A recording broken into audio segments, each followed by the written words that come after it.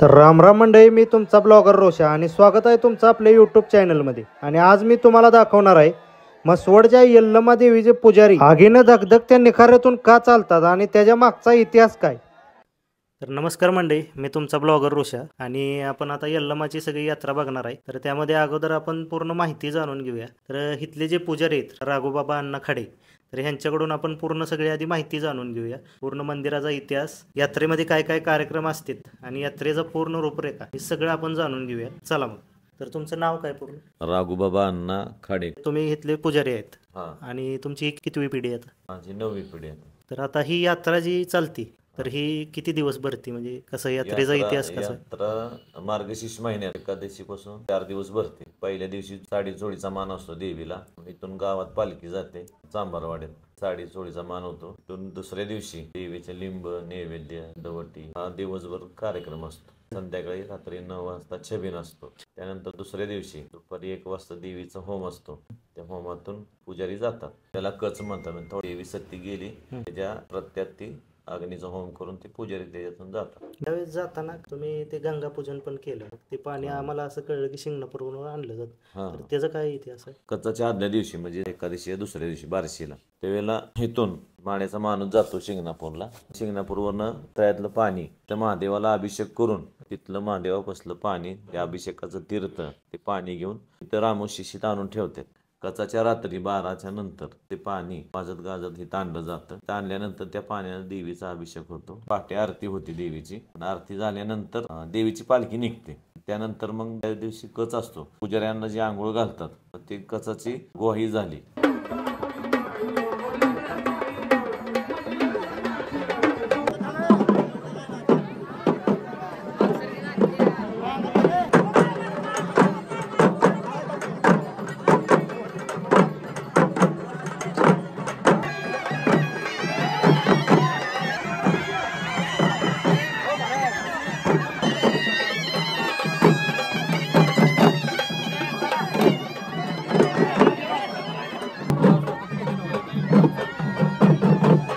आणि त्यानंतर भंडारा कोबरं टाकतात।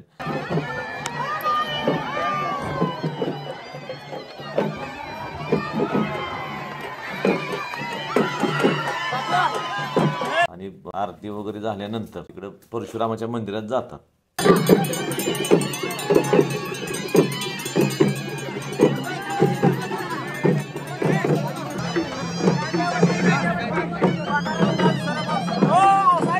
सगळं जोगती जे असते, जोगती समाज त्याचा बसलेला असतो। तिथं भंडारा लावणे, त्यांना वाण वाटणे, वाण वाटल्यानंतर मग सगळी पालखी, मानकरी, जोगती सगळे आम्ही नदीकडे म्हणजे मानगंगेत जातो।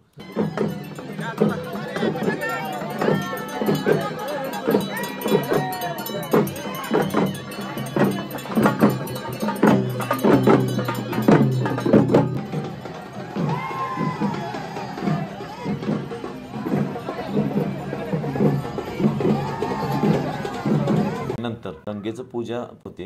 गंगा पूजन झाल्यानंतर मातंगीकडे येऊन परत प्रदक्षिणा घालून यल्लमा देवीच्या मंदिरात येतात। मंदिरातून देवीचा आदेश घेऊन कचाकडे जातात। ही सगळी प्रोसेस होत असताना आपण बघितलं ज्यावेळेस पालख्या आणि देवीची उत्सव मूर्ती आणली जाते त्यावेळेस सगळे नदीकडून येताना पळत येतात आणि मंदिराला वेढा घालून मग कचाकडे जातात। ते किती प्रदक्षिणा घातल्या जातात? 5 प्रदक्षिणा घातल्या जातात।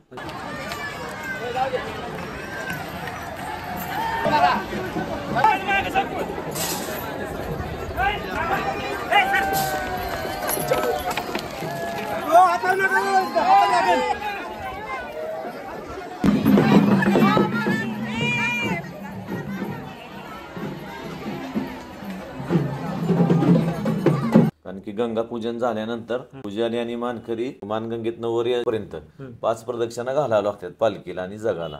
आम्ही तिथून येतो ह्यांना 5 प्रदक्षिणा घालावं लागतात। प्रदक्षिणा घालून त्यांना परत पुढे कचाला पण 5 प्रदक्षिणा घालावं लागतात। तर मंडळी, इथल्या यात्रेचा म्हणजे यल्लमा यात्रेचा सगळ्यात आगळा वेगळा विषय म्हणजे इथं भरवलं जाणारा कच। तर इथले जे पुजारी असतात, खाडे पुजारी, ते ह्या कचामध्ये 4 वेळा अनवाणी पायाने ये जा करतात, म्हणजे 4 वेळा ह्यातून चालून माघारी येतात। तर ही सगळ्यात बघण्याचा विषय असतोय। तर आता थोड्या वेळात कच चालू होईल। तर सकाळी जमीन खोदली जाते, त्या जमिनीची पूजा केली जाते आणि त्यामध्ये शेणाच्या गवऱ्या टाकून इथं आर बनवला जातो। आणि तो आर पूर्ण पेटल्यानंतर दुपारी 2-3च्या आसपास कच भरवला जातो. हा जो पूर्ण एरिया आहे हा सगळा आता दुपारी 2 वाजता तुम्हाला एकदम भरलेला दिसेल आणि पूर्ण गर्दी इथं दिसेल तुम्हाला.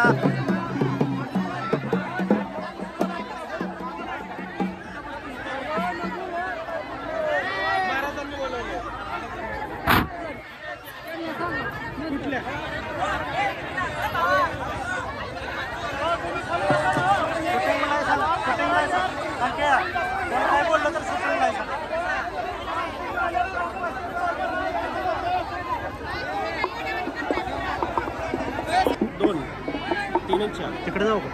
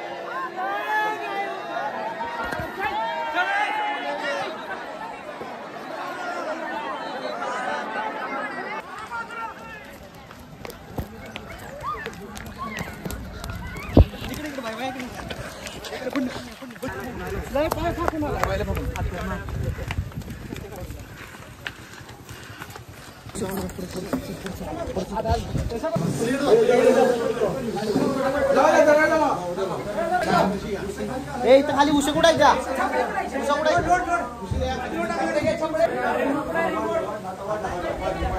देवी कच झाला म्हणजे देवी सती गेल्यानंतर जनजोगतीने आपली देवी सती गेली म्हणून बांगड्या वगैरे फोडतात.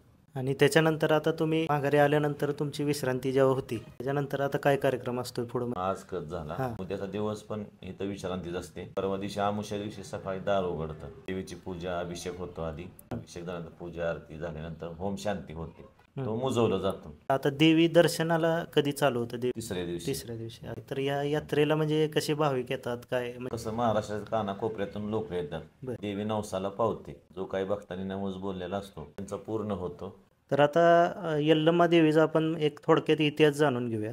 तर तुमचं नाव काय? मारुती रामचंद्र खासबागे. आमच्या घराण्यात उदाहरणाने सांगेल त्याप्रमाणे 9वी पिढीला पालखीचा मान आमच्या घराण्यातच आहे. आमची माळी समाजाचे 5 पालख्या आहेत. प्रत्येक बोटातला एक हा झाला पालखीचा मान. आता नारळ फोडणे आणि फुलं घालायचं ही विमान फुलाचा विमान आमच्या घराण्यात. आता तुमच्याकडे म्हणजे देवीचा इतिहास थोडक्यात कसा सांगचाल? देवीचा इतिहास काय? किती पीठ आहेत आणि आपलं मसवड किती पीठ आहे? देवीचं तसं जर म्हणलं का नाही, Mahurgad, 2 number कोकटनर, 3 number Saundatti, 4 number Jat आणि 5वा नंबर मसवड या शक्तिपीठाचा येतो यल्लम्मा देवीच्या. आणि ही 5वा शक्तिपीठ असल्यामुळं तुम्ही जतला सौंदतीला किंवा माहूरला गडला गेला तिची शक्ती त्याप्रमाणेच मसवडच्या यल्लम्मा देवीपाशी आहे. त्यामुळंच भक्तांनी नवस केला त्यांना पावती त्यांचं काम होतंय म्हणून भक्तजन मसवडला येते. ते भक्तांना अजून आव्हान करू शकतो आपण. हे जे 4 पीठ आहे त्यापैकीच एक मसवड पीठ आहे. तर मसवडला सुद्धा भक्तांनी यावं. हे भक्ताकडून जर ऐकलं का नाही, आता मी सुद्धा बघतच आहे, काही कमी पडून देत नाही. पण त्या सेवा केली पाहिजे. आपण म्हणतो का नाही बेंबीच्या देठापासून ते पिठाला मसवड शक्तिपीठाला जवळजवळ सगळ्या समाजाची माणसं आहेत. मराठा समाज आहे, माळे समाज आहे, वाणी समाज आहे, रामोशी समाज आहे, महार समाज आहे, चांभार समाज आहे, कुंभार समाज आहे, साळे आहे, ते लोखंडे समाज, मान समाज ते बी आहे. प्रत्येक समाजात मानकरी आहेत.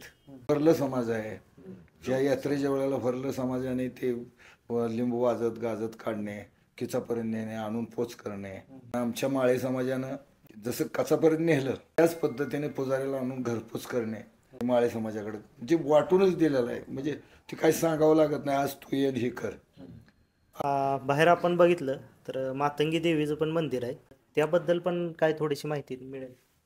रेणुका मातेच्या पुढे मातंगी देवीचे देऊळ कसं आलं ह्याला बी इतिहास आहे. पाणी आणायला गेल्यानंतर उशीर झाला म्हणून जगदम्ने ऋषीने परशुरामाला आपल्या त्यांच्या 5 मुलासनी सांगितलं की आईचं मुंडकं उडव. त्यांनी त्या चौघांनी नकार दिला आणि परशुरामाला सांगितलं. ज्या वेळेला त्याला सांगितलं त्यानं त्या आईचं मुंडकं उडव, वडिलाची आज्ञा म्हणून त्यानं आईचं शिर उडवलं गेलं. ते कुठेतरी लांब पडलं गेलं जंगलात ह्याच्यात. आणि ज्या वेळेला जगदम्ने ऋषी म्हणले आता तुला काय वर मागायचं ते माग, तो माझी आज्ञा ऐकली. ते काय म्हणलं वर द्यायचं असेल तर माझी माता जिवंत करून द्या, एवढाच वर मला द्या. आणि त्या प्रकारे मातंगीचं शिर आणून रेणुका मातेला बसवलं गेलं. तर आता तुम्ही पण मानकरी, तर तुमचा कसा मान असतो आणि काय माहिती सांगा? वडिलोपार्जित आमच्या आजोबापासून ह्या देवाला रेणुका देवीला मानकरी म्हणून आहे. त्यांची 7 गुंठ जमीन, आमची 4 गुंठ जमीन, अशा पद्धतीने देवाचं देवस्थान त्या जागेवर आहे. आणि दोघं आम्ही मारुती खासबागे आणि आमची बहादुर्गी कंपनी मानकरी आहोत. देवाला आंघोळ घातल्यानंतर हार घालणे, पालखी बरोबर फिरणे ही सेवा आम्ही त्यांच्याबरोबर दरवर्षी करत असतो. म्हणजे आता आपण पूर्ण बऱ्यापैकी माहिती बघितली, तरी पण अजून तुम्हाला काय अजून माहिती सांगू इच्छित आहे का, किंवा भक्तांना काय आवाहन करू इच्छित आहे का? रेणुका मातेच्या यात्रेला सर्व भाविकांनी येऊन मोठा कार्यक्रम करावा ही एवढीच अपेक्षा करतो. तर आता आपण पूर्ण इतिहास बी बघितला आणि यात्रेची पूर्ण माहिती घेतली. तर आता सगळ्यांना मी ब्लॉगर रोषा भक्तांना पण विनंती करतो की जसं आपण सिद्धनाथाच्या यात्रेला सर्वजण येऊन गेला, यल्लमा देवीची पण यात्रा, सिद्धनाथाची यात्रा झाली की महिन्यानंच यल्लमा देवीची यात्रा असते. तरी सर्वांनी कमीत कमी जे कोणी आत्तापर्यंत आलं नाही त्यांनी एकदा तरी येऊन दर्शन घेऊन भेट देऊन जावे ही विनंती करतो.